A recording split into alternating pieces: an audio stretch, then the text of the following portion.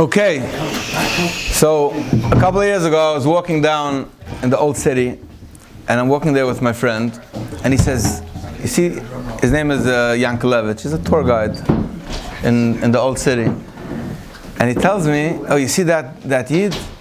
He runs the Temple Institute. Arieli, I think his name was. Yid who runs the Temple Institute. If you ever go to the old city, you know they have that, like, I wouldn't call it a museum, but it's some of like an interactive experience where they take you through. They show you all the kelim from the Mishkan. They're the guys who built that menorah, that like $2 million menorah that was moved a couple of places. They're preparing all the kelim of the Mishkan. They run all these targilim for people to prepare to Mashiach. It's okay. Oh, gewaldig. Okay, so then that's the way it's meant to be. Amazing. So, anyway, I walk over to him, and I know they're busy always with Korban Pesach. They're busy with Korban Pesach, that they prepare, they have these kaihanim, and they go out and they practice to bring a Korban Pesach. I walked over to him and I said, Shalom Aleichem, I've read your stuff, I've watched your stuff. I want to ask you a personal question. I don't, on a personal level, explain to me what's so fascinating about Karbanos. What's this whole Karbanos thing? Like, I mean, when Mashiach comes, if Mashiach's coming today, and you're going to tell me, wow, great, you can bring Karbanos. Okay. I mean, okay, so what's up with, we don't live on farms, we don't have cattle. If you tell me that a few thousand years ago people brought a sheep to Hashem and it meant something to them, I get it. But if you're going to tell me that today we're going to bring a cow and we're going to schlep an ox and we're going to bring a Korban oil and a Korban chatas and a Korban Pesach, it's like, what is it? And he told me, I can't answer you, but if you would experience it, then you would understand. I wasn't happy with the answer. I mean, it could be. I'm not saying that not. But it's bothering me for years. What is this whole thing about Karbanos? So I came upon Erechaim HaKadosh, on Parshas Vayikra, famous Erechaim HaKadosh, that it still doesn't answer the question, but at least it gave me a little insight that I want to share with you, and how it could change a bit of what Pesach is all about for us. He says, Adam ki yakriv mikem korban l'Hashem. That a person, Adam ki yakriv mikem, a person is going to bring a sacrifice. He's going to be makriv. He's going to bring a sacrifice to Hashem. So the Rechaim goes on a trip that the word yakriv doesn't only mean to sacrifice, it also means, like they say in Yiddish, to denenteren, to bring close. And he says that every Yid has a achrayas and has a chiyuv to bring close other Yid. Adam ki yakriv mikem korban l'Hashem means that you have a chiyuv to bring a korban, means a kiruv l'Hashem. You have to bring closeness to God. It's a responsibility of every neshama on this world. When a person wakes up one day, it doesn't make a difference at what age you wake up. Sometimes you're a child, then you go to sleep a few years, then you wake up again. But at that awakening, you have to realize one second. Hashem, Shalom Aleichem, nice to meet you. You put me down here on planet Earth. What's my mission statement? What do you want from me? One of the responses is, Hashem says, I brought you here to bring my world, which was separated from me, bring him back home. Bring my world back to me. And it goes on 4 different levels. There's a doimim, tzomeach, chai, and a medaber. Everything in the world is divided into 4 categories. There's a doimim, which are innate objects. There's a chai. There's a doimim tzomeach, there's things which grow. There's a chai, things which are alive. And a medaber, human beings who speak. So for example, let's go, there's a chain. There's like, just like there's a food chain. So you would say that the earth is, let's say, a doimim. Now, you can have the most beautiful diamond in the world, the most beautiful doimim in the world, but if you're going to compare it to a tzomeach, to something which grows, I would take a little piece of grass, a blade of grass, and I would say, the most expensive diamond in the world, if you're going to compare which one is more alive, it doesn't even compare to the lowest level of tzomeach. A tzomeach is something which has life, it grows, it breathes, it communicates in some way or fashion, it reproduces. There's life going on over here. If you would take the most advanced tzemeach in the world. If you ever go to the botanical gardens, they have all these weird tzemeachs. They have like these flycatchers, or they have all these weird different. You'll take the most advanced tzemeach in the world, and you would say, what does that compare to the lowest level of a chai? You would say it doesn't compare. You'll take a mouse. It doesn't compare. The lowest level chai is infinitely more intelligent and has more systems within its, within its being, that you can't even compare the two. If you'll take the most advanced chai, you'll take a monkey, what is it called? Ape. No, I'm thinking about a specific ape. You're talking about an orangutan, orangutan, right? Orangutan. You're taking an orangutan, which is a very advanced species of an ape, and you would compare it to the lowest level of a human being, of a medaber. You would say you just can't compare. This consciousness, it doesn't have that level of consciousness. It doesn't have those methods of communication. It doesn't have the ability to perceive past, present, and future. Many different things you can't. Everybody knows there's a kuzari that says that just like there's there's 4 levels, there's a fifth level, which is a yid, neshama. And a yid, as you would say, you would take the most advanced layer, the most advanced level of a medaber, and you would compare it to the spiritual consciousness that's the chelik of a yid, of a neshama. You would say you can't compare. It's something beyond. So the Chaim HaKadosh, that every single thing has to be brought closer to l'sharshay. So if you go, let's say, on the food chain, you would take earth. The earth gives, grass, comes from that earth. Okay, so it just elevated itself. The earth, the nutrients in the earth went into that grass, let's say. Then the chai comes, let's say a deer comes and it eats that grass. So now if you would look at this deer, and you would take it to to these bioengineers that are, you take it on a molecular level, you would see that the chemical makeup of the grass got elevated and it turned into the deer. The deer is processed grass. That's what it is. Then you would take a human and he eats that deer. You would look at the human and you would scan him. You would say, he's processed deer, which is processed grass, which is processed earth. Now suddenly the doimim, the tzomech, the chai, and the medaber, it turned into a medaber.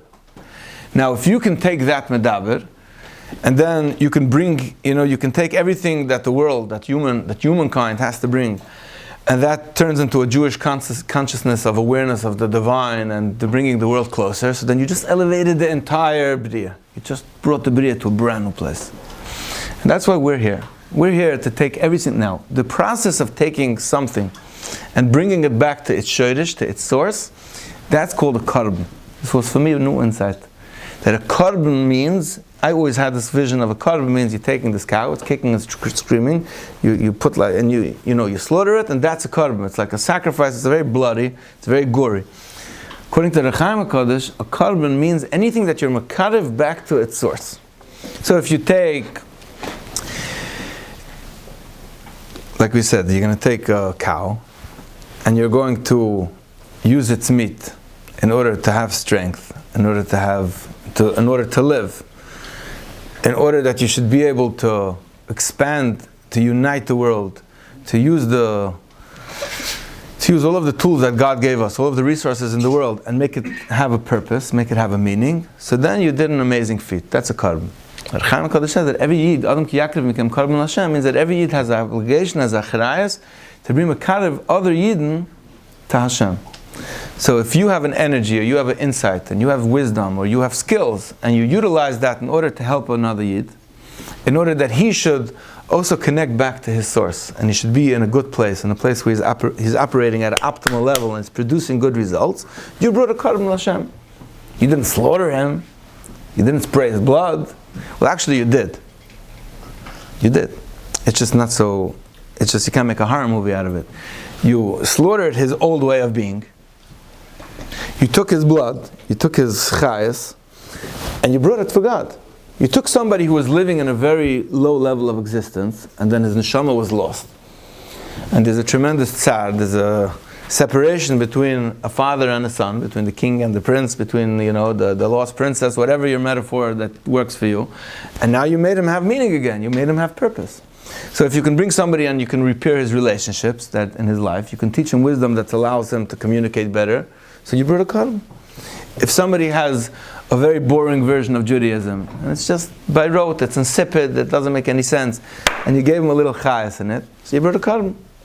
If you take somebody who couldn't make parnasa, he just didn't have the skills, he didn't have the structure in his life to do it, and you showed him how to structure himself, you showed him how to face his weaknesses and how to implement certain techniques that's going to make him more effective, you brought a Korban.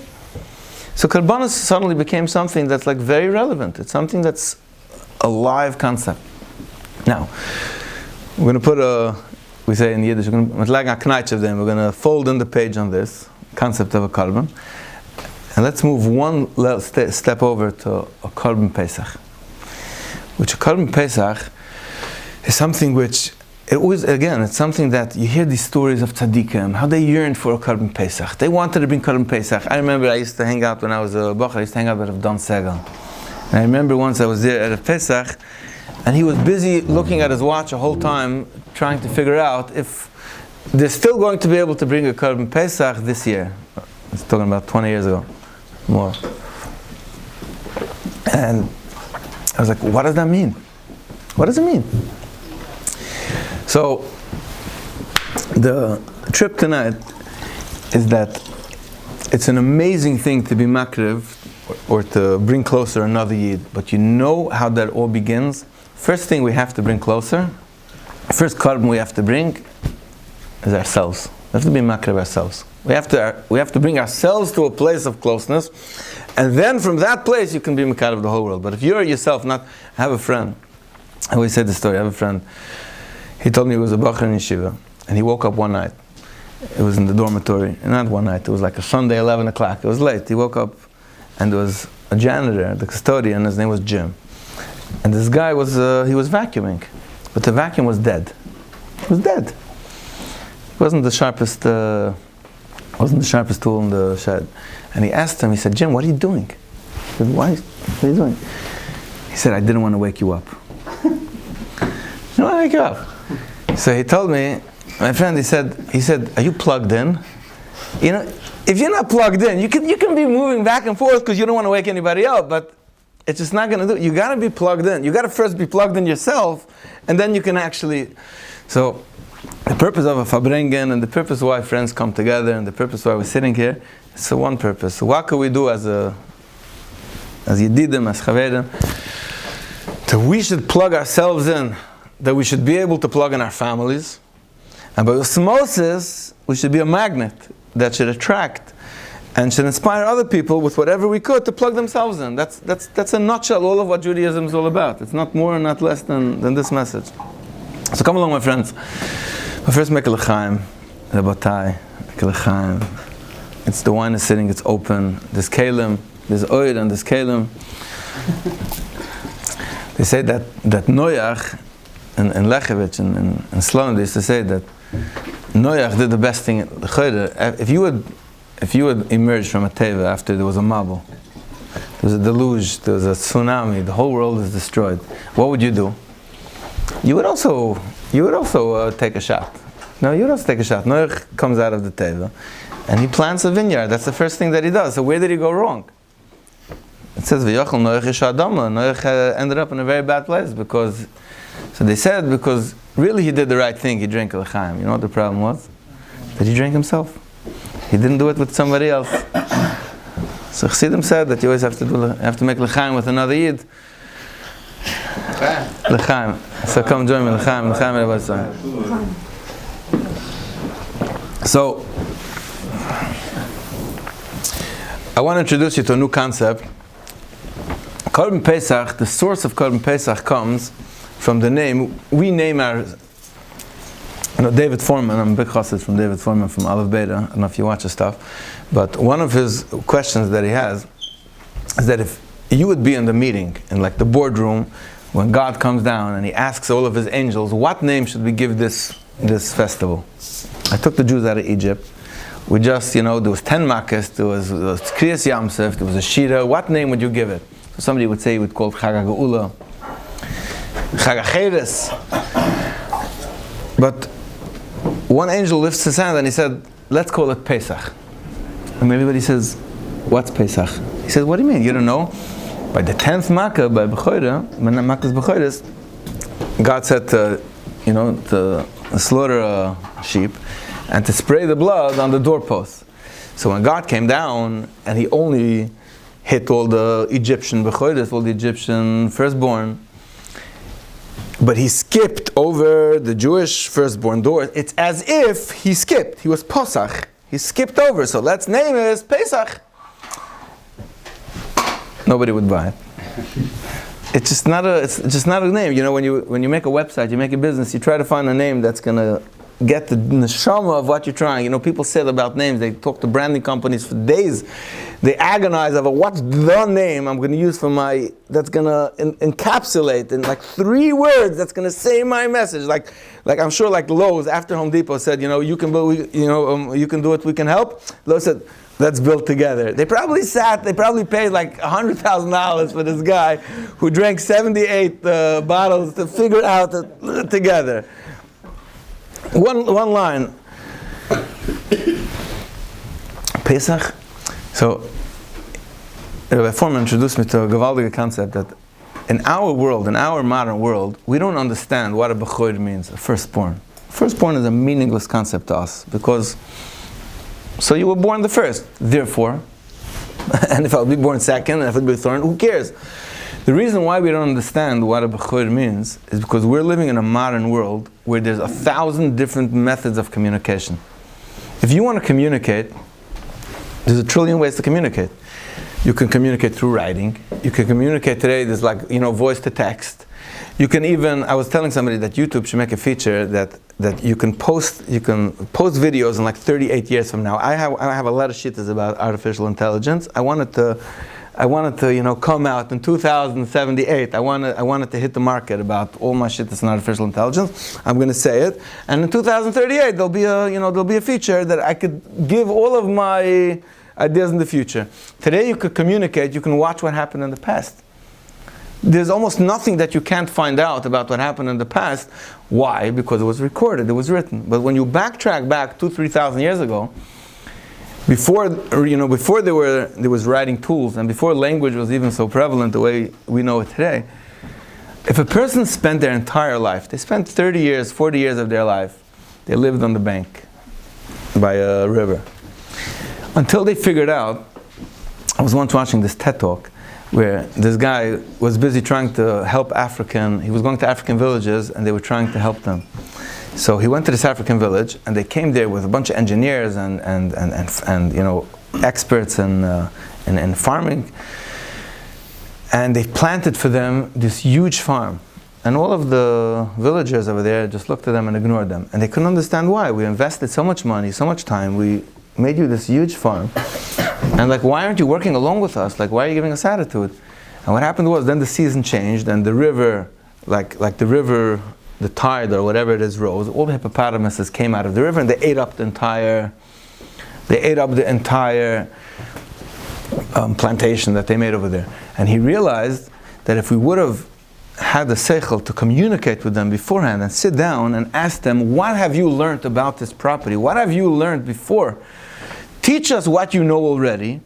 And now let me add and let me help you out based on the facts on the ground. But if you come into a place and you say, oh, I'm coming from America, I know everything. You don't know nothing. You're a bunch of lazy, good-for-nothings. We're going to teach you how to make a living.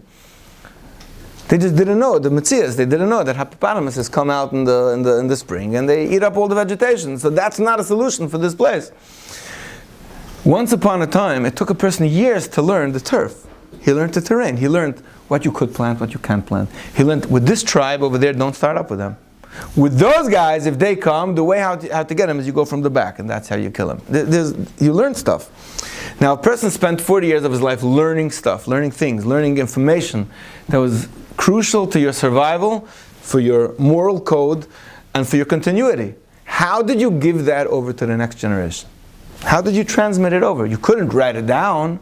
You couldn't leave a YouTube message that's going to hit in 2078 that your Ir Eniklich could hear what you had to say. There's no Noam Elimelech to take out of the bookshelf that says all of the messages he wanted future generations to know. How do you get that ideas over?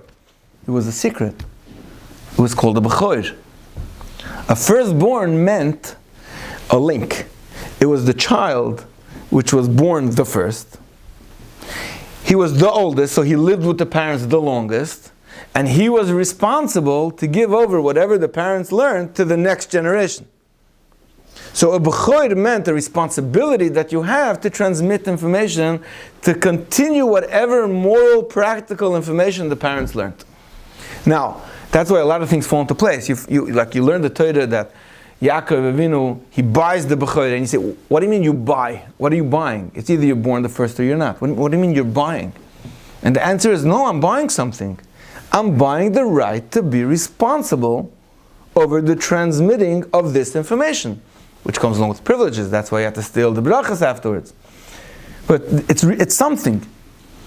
Now, when you're looking at, that's on an individual, on a micro. But if you look on, if you look on the macro, if you look on the big picture, you realize that in God's world, there's also a Bechor. God is, let's say, the parent. Let's say Hashem is our father. He has a lot of nations. He wants certain messages about what the divine will is in the universe to get transmitted. Who is going to take that responsibility? Who's going to take the achrayas? So initially, Egypt is the foremost, it's the most advanced civilization. They have the mic. They own the social media. They own the social media that can, hit 88 million followers. They own it. But they're not they're not delivering. They're not delivering on their game. So the whole game is B'ni B'chori Yisrael. The whole Makkah's B'choris is the culmination and the punchline of God says, I'm going to make a nation. What does it mean I'm going to become a nation? It means you're going to become a nation of Bechorim who are responsible to transmit my message to the entire universe. You in? You in for the game? And the Yidden said, yeah. So when they said the name is Pesach, that's the name. The name is what symbolizes that we're a Bechor, we're God's nation. So, just to bring it back to, going back to our Knech on the page, when you look at a Korban Pesach from that perspective, and you say, why were they so desperate about this Korban Pesach? What's this Korban Pesach all about? And you say, Korban Pesach means I'm ready to identify myself as a Bechor. I'm responsible. I carry a responsibility. I'm part of a nation who's carrying a responsibility to be a light upon the nation. It's not like I'm a one-up over you. I'm a chroi. I'm responsible. When people say, are we better than Goyim?